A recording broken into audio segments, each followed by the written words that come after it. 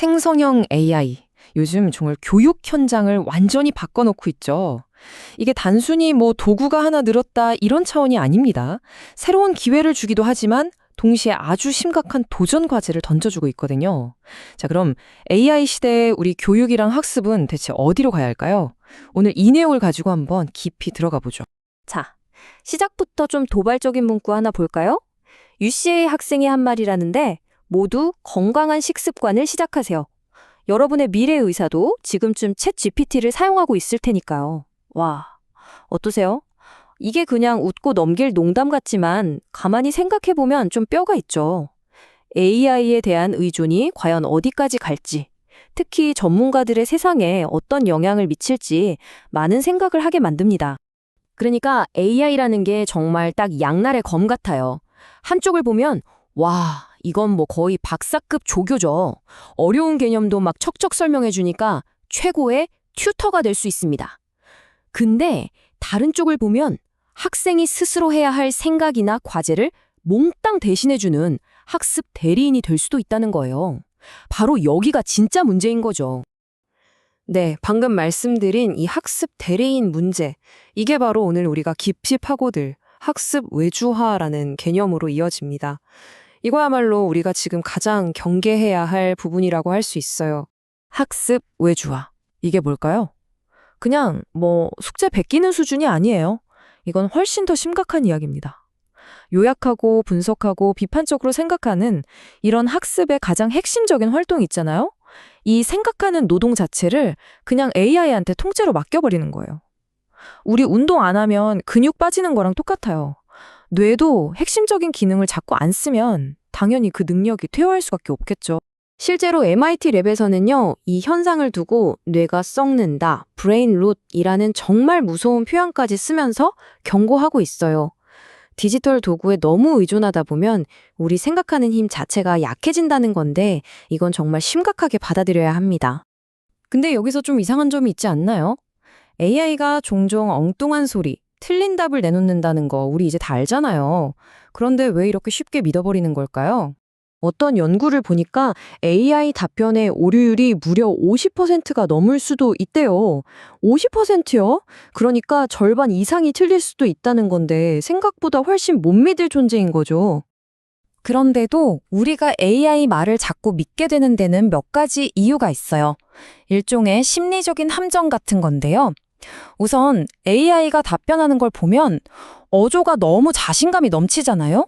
그러니까 그럴듯하게 들려서 인지 편향에 빠지기 쉬워요.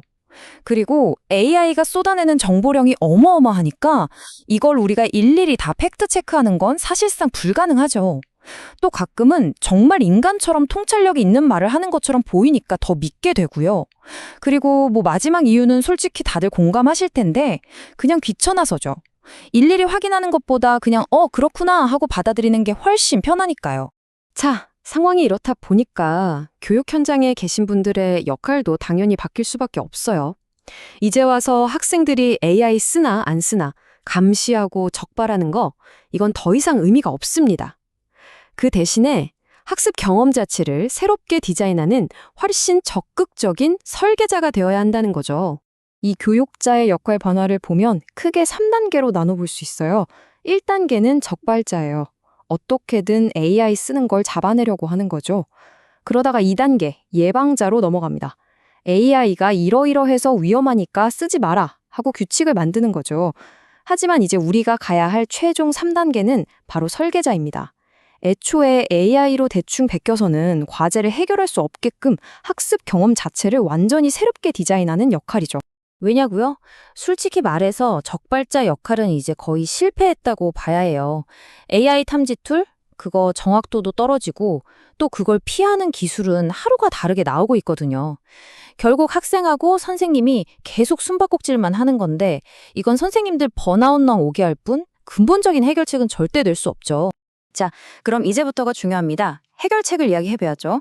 어떻게 하면 학생들이 진짜로 배울 수 있게 만드는 AI 시대에 딱 맞는 과제를 설계할 수 있을까요? 일단 제일 중요한 건 명확한 가이드라인을 주는 거예요. 이럴 땐 쓰고 이럴 땐 쓰지 마라 하고요. 예를 들어서 이 표를 한번 볼게요.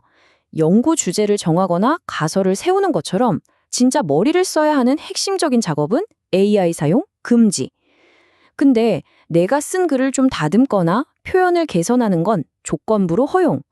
반면에 참고문헌 정리나 표 만드는 것처럼 단순 반복 작업은 오히려 권장하는 거죠.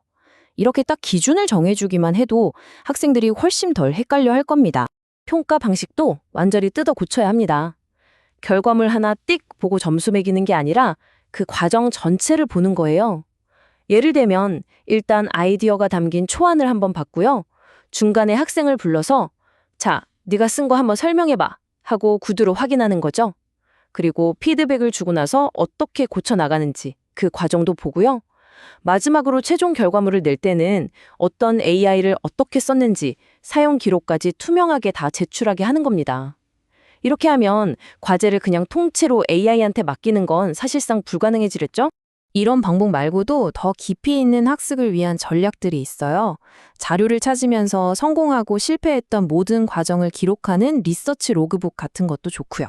아니면 아예 학생들한테 나와서 화이트보드에 직접 써가면서 개념을 설명하게 시키는 거죠.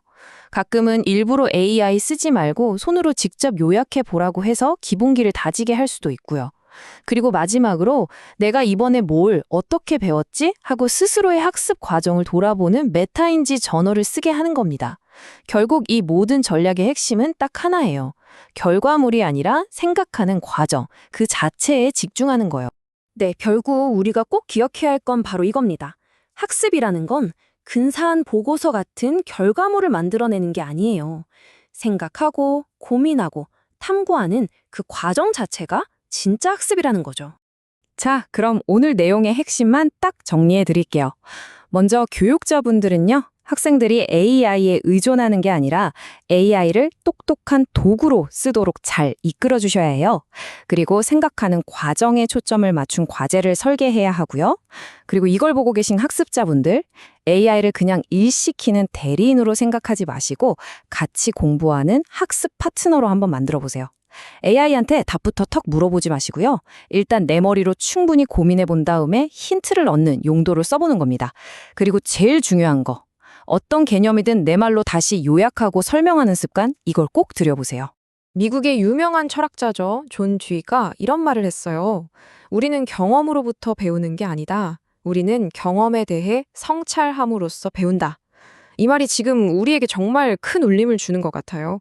AI가 아무리 많은 정보를 대신 처리해 준다고 해도 그 과정에 대해서 내가 직접 고민하고 성찰하지 않으면 그건 절대 진짜 내 배움이 될 수 없습니다.